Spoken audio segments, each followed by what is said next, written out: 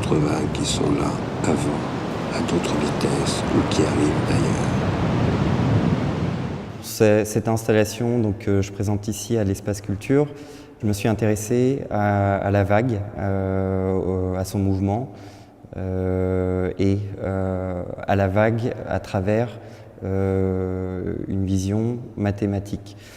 Donc comme point de départ, je me suis intéressé en fait à une équation que j'ai travaillée avec des mathématiciens de Lille 1. Nous, au départ, on ne s'intéressait pas aux vagues, mais on s'intéressait plutôt aux mouvements de fluides, voilà, qui interagissent entre eux dans un certain domaine de l'espace et comment ils évoluent au cours du temps et dans l'espace. Il a fallu comprendre progressivement quelles étaient les équations qui collaient le mieux avec ce que Gaëtan voulait représenter au niveau artistique.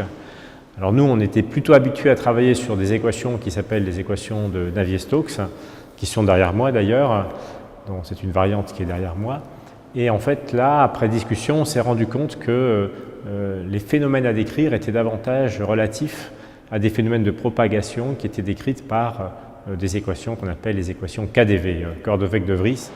Donc l'exercice auquel on s'est soumis, nous, c'était d'une certaine manière de vulgariser ces modèles mathématiques et physiques afin de rentrer dans un texte plutôt littéraire qui était associé à l'œuvre que Gaëtan voulait représenter.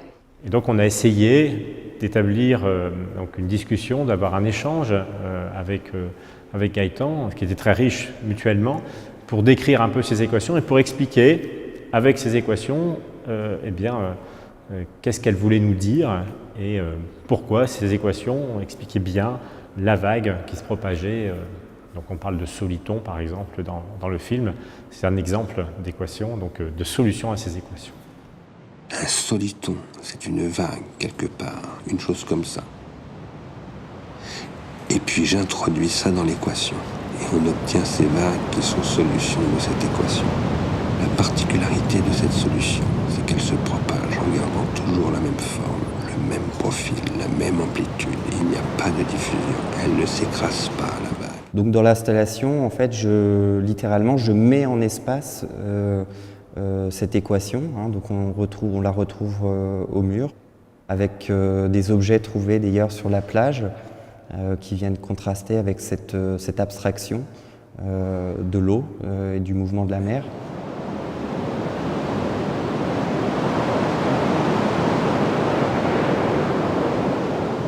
J'ai voulu partir de cette équation en supposant qu'elle était productrice d'images.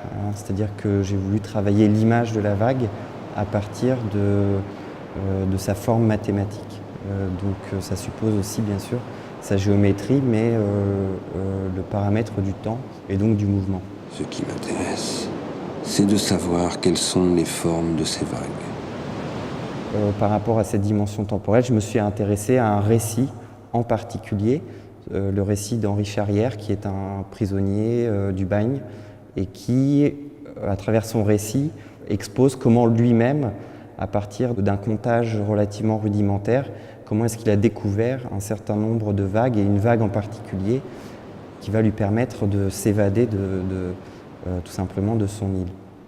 Et donc, de fait, on retrouve aussi dans l'installation des sculptures, des éléments, des sculptures reprises à partir de notes sur le récit d'Henri Charrière.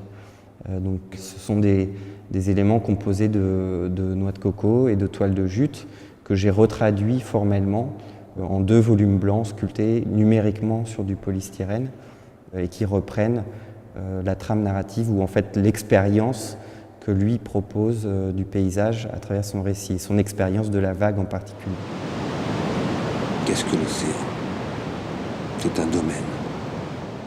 Donc j'ai fait intervenir pour la voix off Bernard Stiegler. Je suis allé le chercher suite à une lecture de ce livre Passage à l'acte, dans lequel il raconte comment, à travers sa situation en prison, il se remémore des éléments de la société, des objets porteurs de mémoire, et comment en fait finalement à travers ce processus intellectuel, littéralement de voix intérieure, comment finalement il s'est mis à développer sa philosophie sur la technique et le temps. De fait, j'ai trouvé que c'était une figure particulièrement intéressante et à qui je pouvais demander finalement de retrouver cette voix intérieure qui est celle du prisonnier et qui serait en fait en position de se projeter dans un ailleurs, de se projeter dans un désir, en tout cas dans un devenir. Et donc, de fait, cela m'a paru intéressant de faire correspondre, de mettre à équidistance le récit de Henri Charrière avec cette mathématisation et ce récit de l'équation à travers la voix de Bernard Stiegler.